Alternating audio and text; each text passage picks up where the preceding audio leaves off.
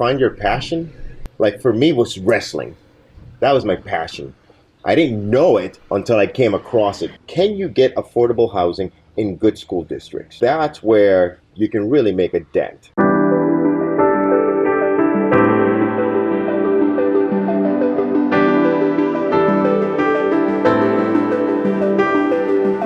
Hey everybody, how you doing? You're here with Paul Tully and Daniel Vargas Graulau. On our podcast, we like to talk to motivators, people who overcome obstacles, and kind of find out how they do that and how they go from point A to point B. So we're going to get started with Daniel. Daniel, how you doing? Hey, good to see you, Paul. All right, man. Thanks for having us here in your beautiful home.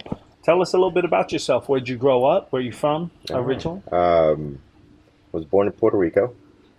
Then I moved to the United States. Your early memories, what was the environment, the family? It's beautiful. It's a beautiful place. I remember I grew up with my grandparents because my birth biological parents were teenage parents. So they couldn't take care of me. So in that sense, I grew up with my grandfather and my grandmother. I think the absence of having a father in childhood caused me to run around a lot more. That's when I think my behavior kind of changed a little bit. I feel a little abandoned, right? Although with my grandparents, they raised me as if I was their child, and if not even better, because they had already raised their kids. Your parents were young. What was the reason of the absence? Well, my father was experimenting with drugs. I didn't meet my mother till after I graduated graduate school. She was also a victim of my father's physical abuse, and I'm sure verbal and emotional. By the time I was 9 years old, I was already a victim of sexual abuse. And when I became, to get a little older, like 10, 11, I couldn't process that. And there was this huge shame factor that it wouldn't allow me to share that with anyone. So I began acting out. It got to the point where my grandparents couldn't take care of me. Yeah. You know, they became very stressed out about being able to provide for me as they got older. That behavior led to them contacting my father, who lived in Massachusetts, with my stepmother, and having me move in with them. You know, you did mention sexual assault and by the age of 9. And before we even touch on that, so your parents, were they never, did you witness any of the abuse, like of your father abusing your mother? No. Or they were never in the picture? They were never in the picture. Okay. Before I got married, I went to therapy to really untangle all of these knots. Sure. You know, because it was just like emotional acrobatics to try to make sense of all of this stuff that has happened to you, and how to prevent this from affecting future relationships or my own path. Sure, sense, the patterns. You know? Yeah. So abuse starts happening as a small child. So it's, you know, like it happened. It was a singular event. It was sodomy, you know, and there was other friends from the neighborhood. And this happened to be a karate teacher. Oh. So, you know, it's not until you get older that you realize, and this is if you deal with it, right? Because there was so much shame with it that you never would talk about this. But that all of these other friends that were there were probably more than likely victimized by this person. This was a child. Yeah. You know, and there's no way a 9-year-old boy or girl can behave in a way that is deserving of this. Yeah. So the whole fear was someone's going to judge you, and they're not going to want to be your friends, or they're going to think you're going to do something like that. But it took a long time. I remember being in therapy, and the statistics are astounding. And my therapist, she said to me, every time you watch a basketball game, it goes, 1 out of those people playing was sexually abused. It goes 1 in 5 men reported being sexually molested. Wow, that's so she goes, the statistics are even higher. Man. because so many people do not report out of shame. Yeah. They you just know. they just tuck it away. They tuck it away, and the thing is, it sadly comes out in a different way. The behavior, whether it's drinking or whatever, it like any trauma, you can Yeah. pack it up, but it's gonna come out if you don't deal with it in a different form. Yeah.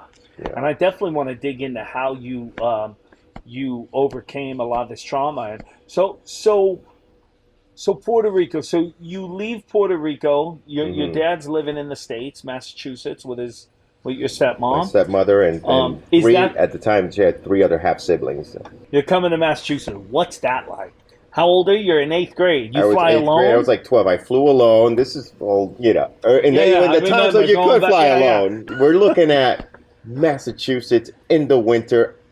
I've never experienced snow Right. or the freezing northeast cold. Right. I didn't know English. Culture shock. It's like, oh my, well, I didn't even know what culture shock was. Yeah, It was yeah. this was just incredible. My father at the time he was doing really well. He was working, installing sprinklers in buildings, but he was also in the process of transitioning from cocaine to heroin. And then my stepmother was also dealing with his abuse, because it didn't stop when he moved from Puerto Rico to the United States, but I couldn't see that. I moved in. Now I have my stepbrother, he's like my brother because I grew in with him, and my two stepsisters, and I was the oldest. What year? Yeah. What years around was this? This Do you remember? this is I want to say Like mid 80s, mid 80s. Yeah. Okay, so you're living in the projects. Mhm. You got 3 new siblings, right? Yeah, 3 or 2. yeah. 3 new siblings. You got stepmom, and you got your father, your biological father, who's never been in your life. Yeah. I could only imagine the amount of fear, confusion. You're coming from, you're a kid. My stepmother was also dealing with a lot of challenges, as you can think of a substance abuse spouse. Right. And this podcast, is for a company that works in affordable housing. Mm-hmm. What this company does, National Core, is, it's changing the face of affordable living. National Core has done some amazing strides to help uplift people in these communities, to help them become more successful people by giving them a fair, reasonable price of living. Mm-hmm. So I just want to touch, what was the experience like in the projects, Massachusetts, where you were living? I mean, you knew people, so there isn't a discomfort of walking around in your neighborhood, Okay. but the poverty was there. Things didn't get fixed. Basic needs. We were all on food stamps. I mean, this is talking back when the government used to give you cheese, and it was disgusting. But as a child, this was it. This was the house that we lived in, and or the apartment, I should say. Almost everyone kind of kept to themselves. Yeah, that's a interesting point too, right? With kids, the way I don't know. That's a conversation to be had. The way kids interpret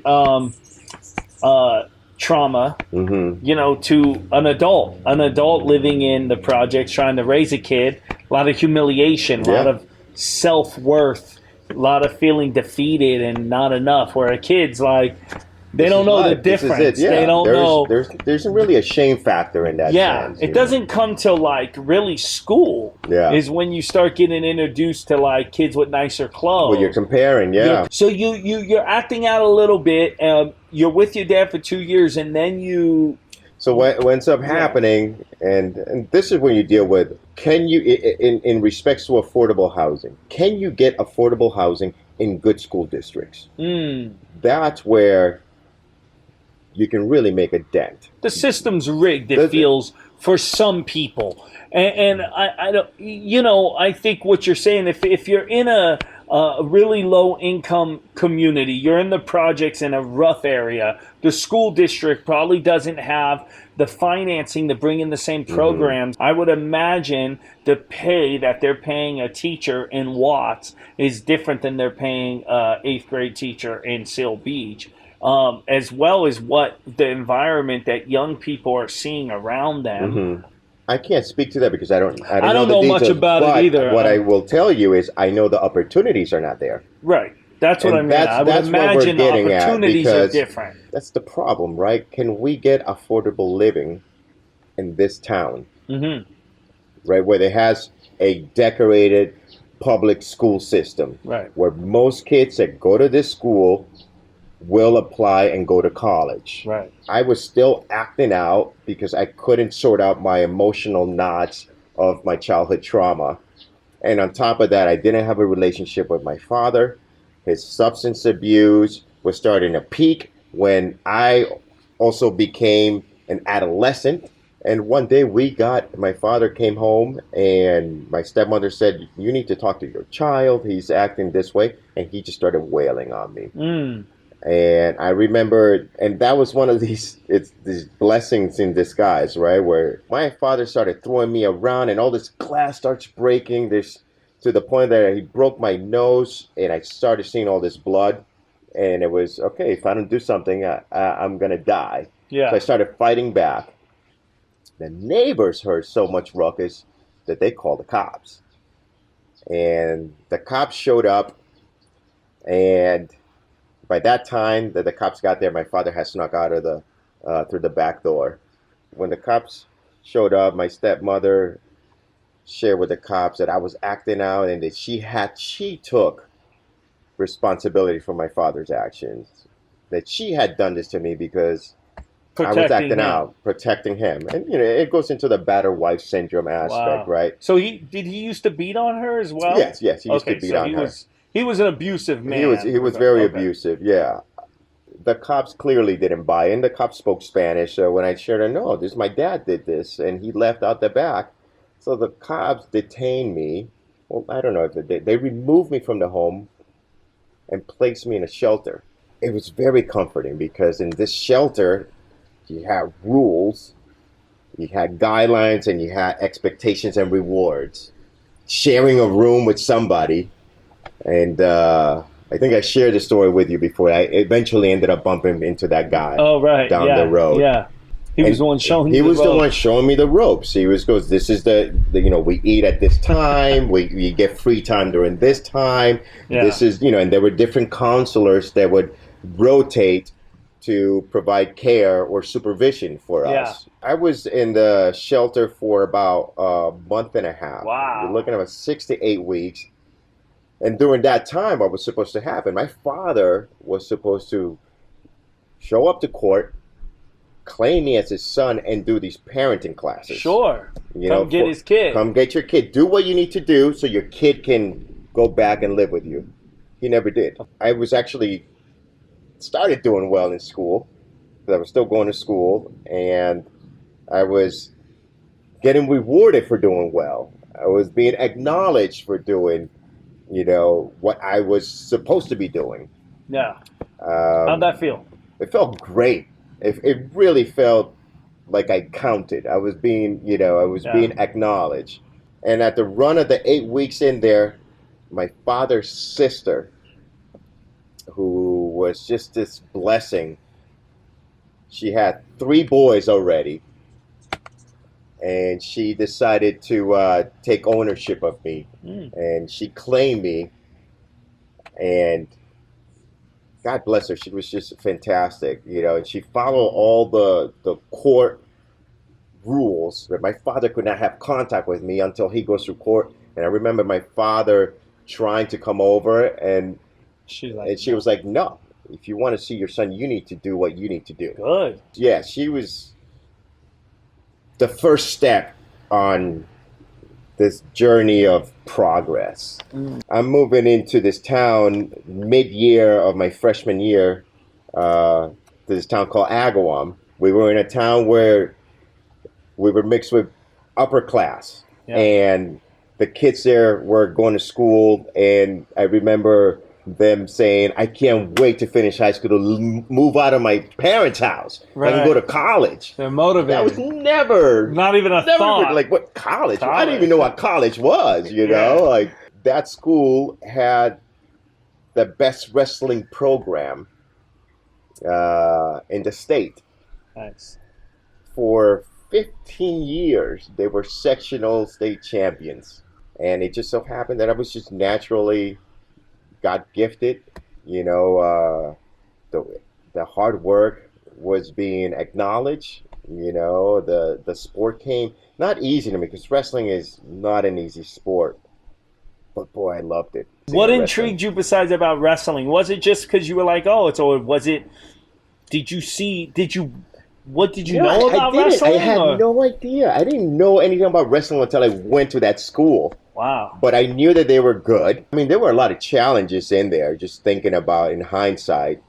It's wrestling, especially during that time, it was a predominant white sport. Yeah. You know, and that school was predominantly a white school. You know, if you were on the wrestling program, if you were a varsity letterman, dude, you were the man. And it really allowed me to exercise all this anger and anxiety and fear in the wrestling room. It doesn't matter win or lose, you're going to be exhausted. Yeah. Was it wrestling that, like, when you first acknowledged, like, I'm a savage? And it was wrestling. I mean, it was wrestling just lit something in me, you know, that. Like a beast mentality. Yes. Like it felt good to really put all that energy and effort to dominate another person. And I'll tell you, it goes back to me being in therapy and my therapist telling me, did you find it interesting to know that you were abused by a male and yet you became so efficient in the sport of wrestling and the objective is to control the other male? That never crossed my mind. Yeah. You know, so subconsciously it was to this defend yourself, to take over. You know, and when you step back and I look at wrestling, I look at my life, how much that sport has helped me advance in this world. Yeah. And it's not just a sport, because I had a lot of wonderful people, from my aunt to my guidance counselor to other teachers that believed in me when I didn't see it. Yeah, talk about the village, man. It's right. Yeah. It takes a village. It's like, I feel like we live in a society today where everybody, I started from the bottom, now I'm here. It's like that people that sounds cool. Yeah, that sounds cool, right? Do it by yourself. Yeah. I was watching Rocky 3 the other night, and Mr. T's like, I live alone. I train alone. I become champ alone. And it's like that mentality. But the fact of the matter, every successful person I've ever met or studied or read, I don't care if we're talking about Steve Jobs or Bill Gates or Elon Musk or Michelangelo, anybody we talk about, there's a village. Yeah. There's a village. When you're living it, you don't acknowledge it. It's, I mean, when you look at it from the outside, and that's what I did in therapy, right? Like, I look back and I'm like, wow, look at the journey little Daniel did. Oh my Lord! When you step back, if you look at a different person, you feel, how could this kid do this? You know, but like anything, right? When you're living it, that's what you do. Was there any moments while you were living it where you had an epiphany and it was, there's a chance where I could go?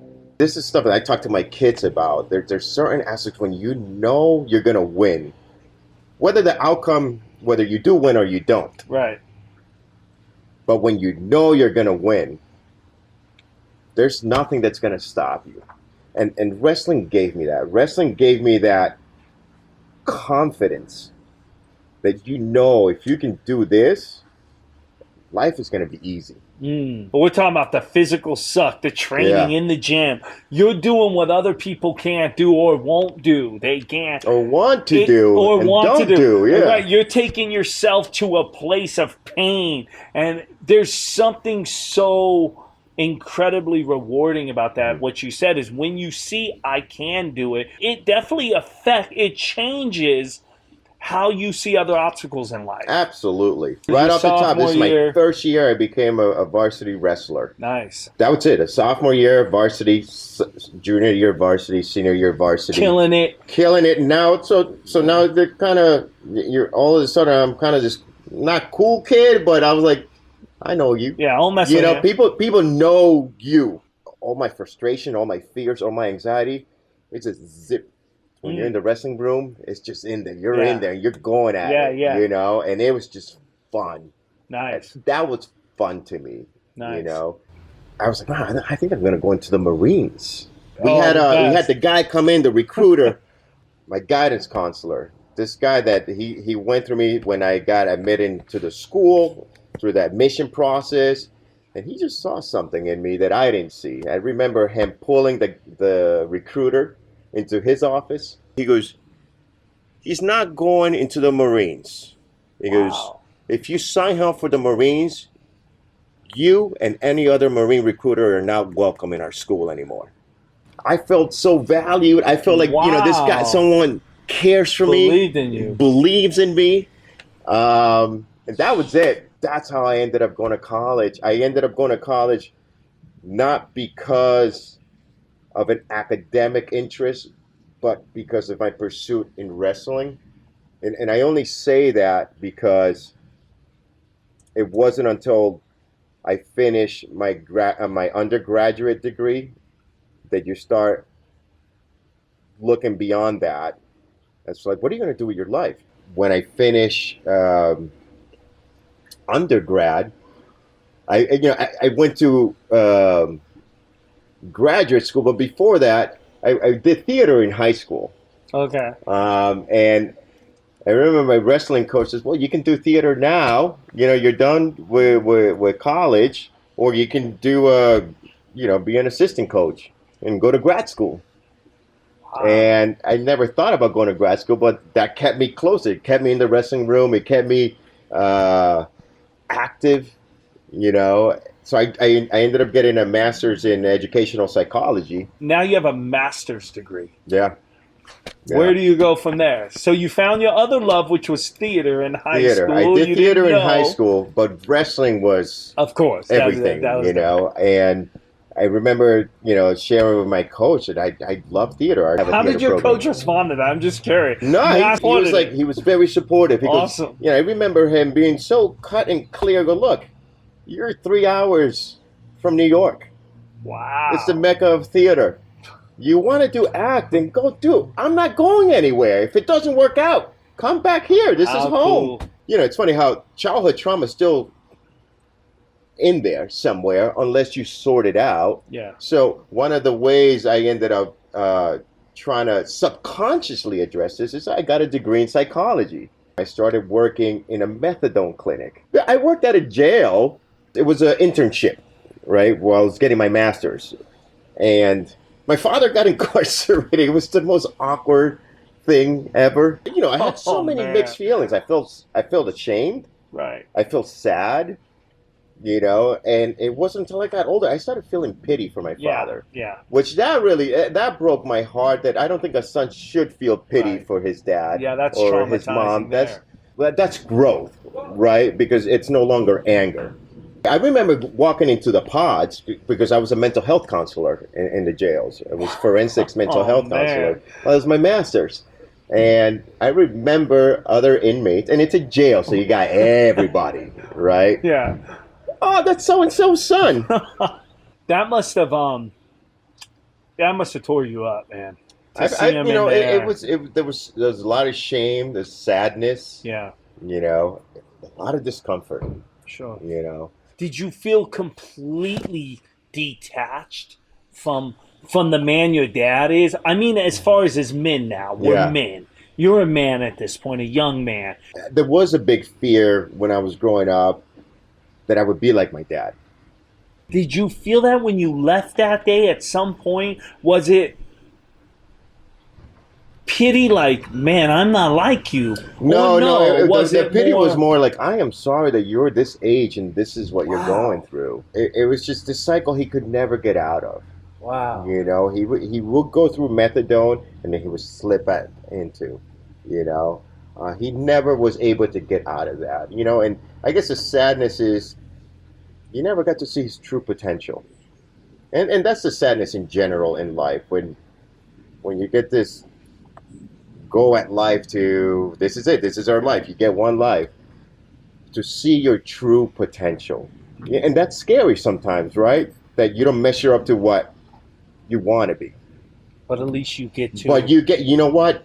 You get to hear, this is, that happened to me in wrestling. I wanted to be a world champion. I wanted to be an Olympic champion. Right. And I didn't get to do that, and it hurt a little bit, but you also know, okay, this is it. I busted my. I got to win a national title for Puerto Rico. I got to represent Puerto Rico in the Pan American Games, but that was my ceiling. Yeah. But I knew that was me busting my. That was my ceiling, And I know what you mean. Believe me, I wanted to be a baseball player, and I wanted to win an Oscar. But what I would say is, Oscar still on the table. yeah, maybe. What I would say is, the man that you are today, the fact that you could sit here on cameras, share your life, and all the things that your dad, the shortcomings that this man experienced, the fact that you could connect, it's got me emotional here. The fact that you could just empathize with your dad's situation. I mean, his addictions, his shortcomings, and not bask in the glory of you having a master's, you're in a suit, you're a professional, you're intelligent, you made it, you survived. No thanks to you, dude. You're a loser. You don't do that. That, my friend, that is a champion to me. I think a lot of people, even if they say, no, I felt bad for him, truly deep down, they're like, yo, you weren't there for me, you're a loser. And I know you don't feel that way because I've had conversations. I think there's always that longing for my dad to turn it around. How you long for your father's love, right? And I never saw him as a weak person. I never saw him as you're an. And he never saw me wrestle. That's one of the things that kind of broke my heart. Honestly, I wish he would have seen me wrestle. For the high school, college, or even internationally, just to see me be at my best. You're out of college. You got your master's degree. You go off to New York to pursue. Yeah, I went to Stella Adler. You went to Stella Adler, baby. So now it's time to jump in with the big boys, learn the craft that we love. So you decide to become an actor. Yeah. So that was just. I've never experienced that, right? So it was just thrilling as wrestling in the sense where all these people are into it. Yeah. So you go into this creative world. Man, I was driving twice a week from Massachusetts to New York for classes. And it was just like, this is it. This is my new wrestling. Yeah. You remember the moment, was it in class? Was it a play you read? Was it, what was it where you said, this is it? I think, this was in the late 90s, early 2000s. I graduated college in 99 and with my undergrad in 2001 with my master's. So this is upon the era of Stephen Adler Gerges putting out plays of involving Puerto Ricans, involving, people like, dude, that's my dad, involving, the addiction. It's like, so it was also another very therapeutic to explore this world, the underbelly. And that to me was like, man, people get paid for this? It was Jesus Hopped the A Train. Yeah. Really? I saw that. I mean, and I didn't see it. I read that play, and it resonated so much with me. Wow. And it's crazy that eventually we met so many other guys. That's incredible. Yeah. That was the play that did it for me, where I knew. And I think, he inspired a lot of people. Yeah.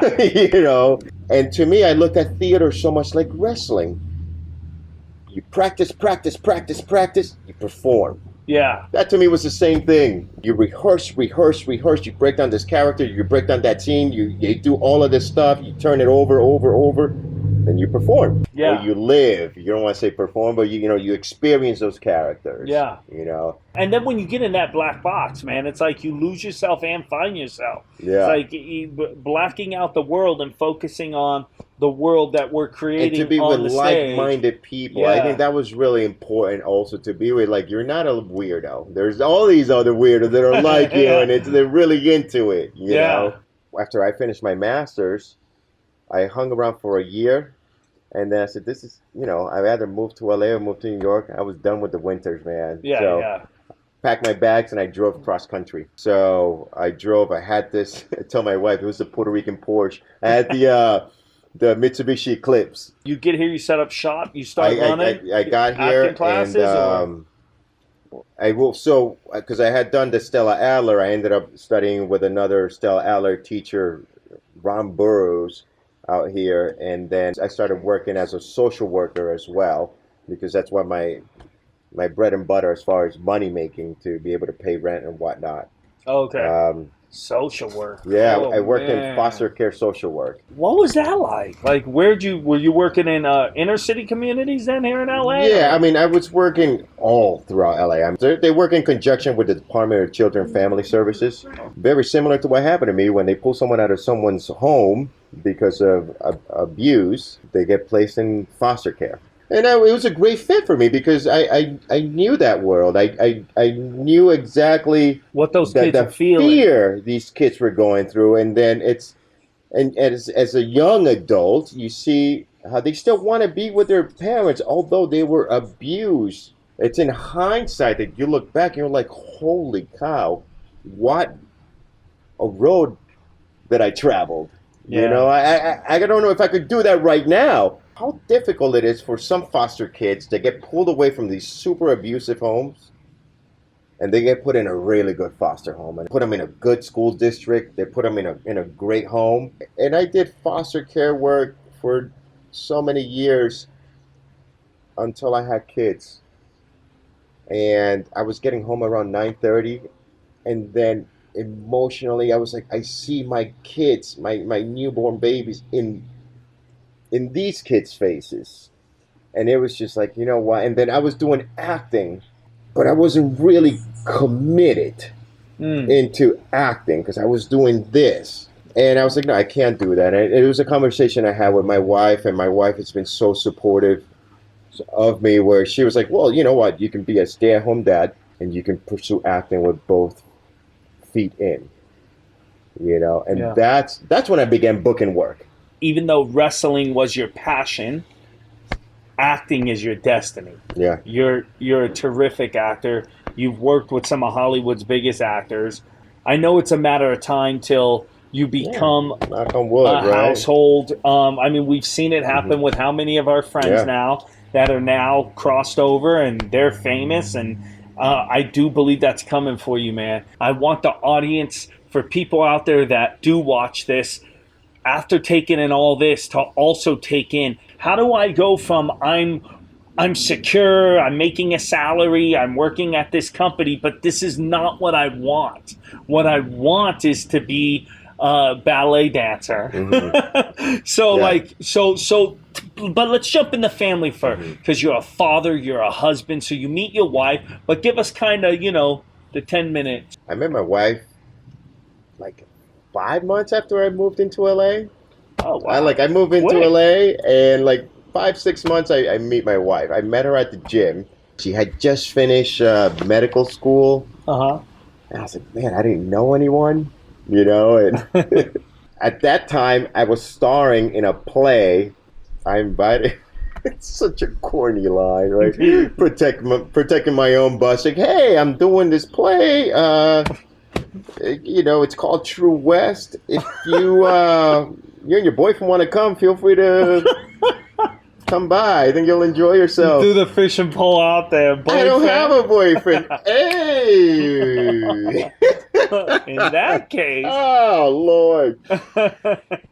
So she showed up, and history after that. I'll tell you, we went to Gladstone's, and I thought it was going to be like this, it's ocean, and there was peanuts all over, and there was not, I was trying to impress her. Right. She's a med school graduate. No, that didn't even enter my mind. I just want to impress her, right? Like, this is like, she's beautiful. Just like, she's running marathons. She's doing all of these things, doing century rides. I'm like, dude, this is my life partner. We're right up there, right? Eventually, we end up going on another date. And I said, I'm going to make up for it because, So I take her to the Palm restaurant. This is where I just fell in love with her, right? Took her to the Palm restaurant in West Hollywood. Yeah. Right? And it's a steakhouse. I'm like, we're going to eat some steak. Dude, I had some kind of irritable bowel just problem with me. She goes, are you okay? I goes, I went to the bathroom. There's no toilet paper.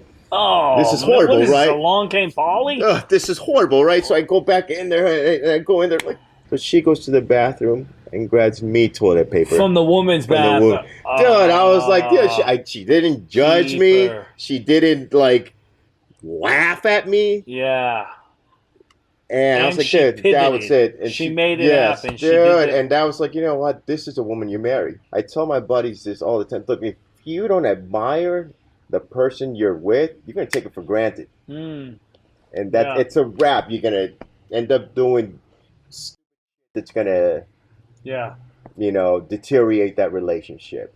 That makes a lot of sense. It's been almost 20 years now, What's it like being a parent today? You got one teenager. One teen, she's 13 going on 20. Oh my goodness. Yeah. You got them in Hapkido. They do Hapkido. Piano, club soccer. We just dropped softball last year. Wow. They were doing softball. So softball, soccer, Hapkido, piano. It's all of these avenues these kids have available to them now that we can provide. What a difference from that little Daniel Vargas in Puerto Rico. It's what a difference. If you sit back and look at it like, but it's like when you're just living, you just absolutely. My childhood was interesting. That's a whole nother podcast. And I wouldn't change it. Obviously, there's things where you go, to be put to bed at night and read a book and wake up to milk and go to Little League. But at the end of the day, you're right. When you're living in it, no matter what, that's the beauty of life. Yeah. I wasn't in the with a broken home and two parents that were abusing drugs and alcohol, and I'm living with my grandma, same as you. How wonderful your experiences throughout life have brought you to be the father you are today. And I know you. All these things that you guys are providing for your kids is, it says a lot about that little boy that was picking fruits in the beginning of this podcast to the man that sits here today and could share these amazing things. So you're a great dad. No, you're a solid parent. So you're living. You're what's that like? How exhausting is not easy, it? Right? Because our kids, they're amazing, right? But you always want to push them to do better. Right? And to, like, life, it's gonna be hard. Our kids are clearly not having the childhood that I had or that my wife or her parents had. Yeah. Where they had to come from Mexico. My wife and I have very similar in the sense of the hardship. Now as an adult, I know I'm disciplined. I wake up at 5 a.m. so I can work out. Yeah.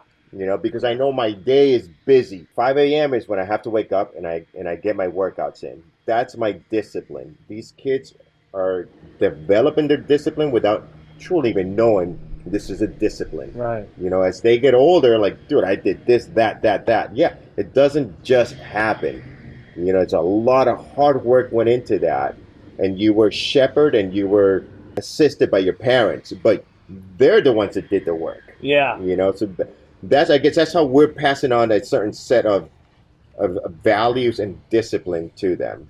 And when we dip back into how can that person who's working at X job really dip their toes into their passion, You know, the fact of the matter is you have to start somewhere and have the realistic expectation that you're going to be horrible at it. Yeah. Or not half as good as what you see on TV or on the internet. But that's the discipline. You're going to get out of it what you put into it. Yeah. We are blessed that I had all of these wonderful people in my path that, you know, and I hope to be that for someone, to help them achieve something they're not even aware they want to achieve or they're going to achieve. Yeah. You know, I guess that's how we can pass things on, the goodwill of giving back. So if you had 20 seconds message for anybody watching, what would your 20-second pitch be to anybody watching that? I think, you know, you find your passion, because once you know, like for me was wrestling. That was my passion. I didn't know it until I came across it. But once you come across that and you're passionate about something, put your time into it. You know, the discipline's going to take care of itself because you're passionate. You're going to work at it, because eventually things get harder, but when you're passionate, you're going to be able to sustain that. Yeah, find your passion. I think that's it. That's a life journey in general, right? If you can find what you're truly, what gets you up in the morning, yeah, you're going to put all your energy into it, and it's attractive. People are going to want to be around that. People want to be friends. Yeah. Everybody wants to be a friend with somebody that's like, dude, I love Paul. Yeah. I love what he's about. I love what he's doing. What are you doing? Let's hang out. Right. You know, right. People, that's attractive. Yeah. You know, I think that's it. You know, find your village.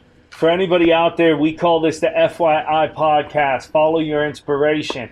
I created this podcast because for me, life is difficult enough for all of us day by day. I wanted to bring guests on and highlight guests. Hopefully anywhere from Jay-Z's to Daniel Vargas Graulau to, you know, Joe Smith, the mechanic down the street. I want to highlight and hear stories from people all over the world, and know that all of us, every single person, this is not a cliche, every single one of us out there have what it takes to be the greatest us possible. Fame, fortune, that doesn't define the person. What defines a person is the journey that brought them to where they are, and that's my interest. That's what I love to hear. I love to hear about journeys and how people overcome the obstacles that they face to finally find a place that they're living their why. Doesn't mean there's a destination, because there isn't. It's the journey. You know, like they say, it's a marathon, it's not a race.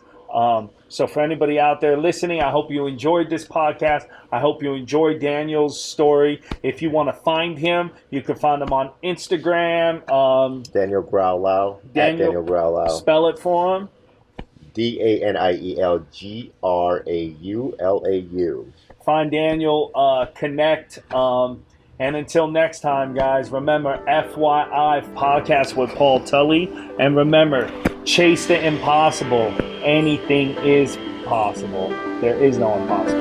You should never stress about the problems you be facing. Everybody in the mud on the struggle trying to make it. Look into the mirror and you see the motivation. Then you step into the world and you find your inspiration. I'm finding inspiration, and once I get a hold of it, I'll never get complacent. Look into the mirror and you see the motivation. Then you step into the world and you find your inspiration.